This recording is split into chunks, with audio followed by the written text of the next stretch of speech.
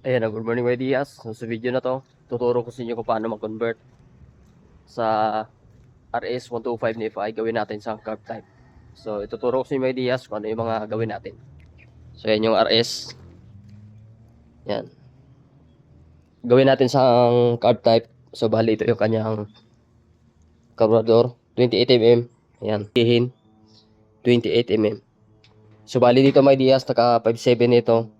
So, bali ito, goods ito, umandar itong motor niya. At napalitan lang ng 5.7 at dito so naayos na natin to, so yung TPS niya natin so goods naman, pero gusto na may-ari lalakas pa yung kanyang hatak, so convert natin sa carb type. So baling motor na to ay matagal na to kanyang motor at ayan, sa mga masilan mga ideas, kung gusto nyo matipid ang inyong motor, so mas maganda yung FI. Ayan, so depende na yan sa inyo kung gusto nyo i-convert sa carb. Ayan, at less maintenance na kung sa carb type na. So dito sa FI,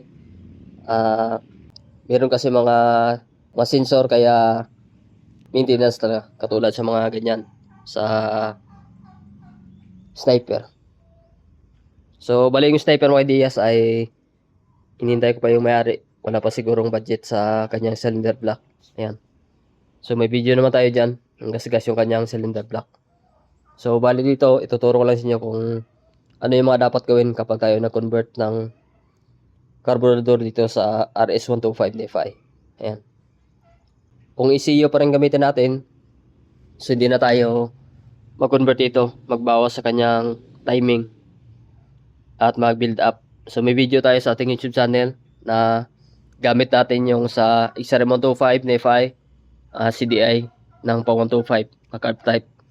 So bali dito, yung ECU pa rin gamitin natin at butasan natin yung sa kanyang tangke. Ayan, para yan yung kanyang fuel line papunta sa kanyang carburetor. Ayan. So ayan yung gawin natin dito. Bali, ipoport natin yung kanyang head mamaya. Tingnan natin yung paggawan nila para maport natin. So tanggalin natin yung total body at isukat natin yung kanyang carb para mag side carb sa dito. Ayan.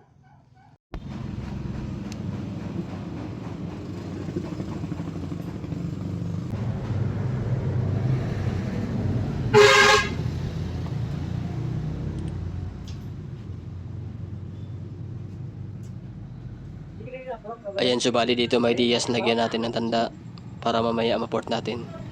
Itong rotator natin, pang extension natin sa ating manifold para mag side carb sa dito. Ayan. So yan yung kanyang carb. So para retrade natin, tanggalin natin yung kanyang head at ipoport natin mamaya. Ayan, so bali dito may Diaz, natanggal na natin. So hindi nila na chimberan. At so dito sa kanyang cylinder block ay gas-gas. So bago na ito yung kinabit nila. So na-overheat ito kasi nag-over compression at nag-knocking yung kanyang piston. So na-over compression nila.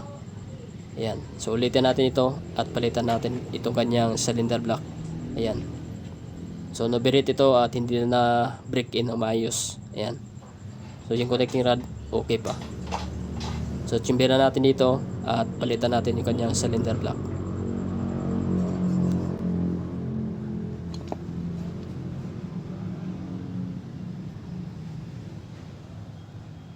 So ito na may Diaz, natapos na natin ma-retrade.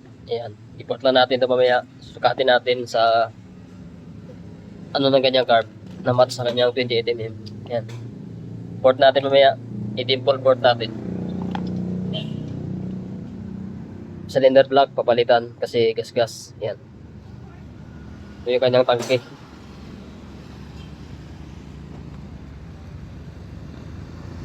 So hanap pa tayo ng cylinder block na ipalit natin kasi gas-gas na yung kanyang piston. Na-overheat siguro noong una pagkapit nila, binanatan agad, hindi nila na break in ng maayos, kaya gas-gas. Magkukos na ito ng knocking. Mas maganda kung palitan lang yung kanyang cylinder block. Ayan. Ayan, so bali dito may Diaz, na chimbera na natin at na dimple port natin. So lilihain na natin ito mamaya para kikinis at ito na yung kanyang cylinder block na kabit na natin. Ayan. So bago na yan. So bali dito, ililihan na natin to at ikabit na rin natin yung kanyang cylinder head. Ayan. So hindi lang natin napakita yung pag-port natin kasi haba yung video natin. So kabit na rin natin yung kanyang carb mamaya. So bali ito na may ideas na kabit na natin. Bali bukas na natin banda rin kasi kabit pa natin yung kanyang cable. Ayan.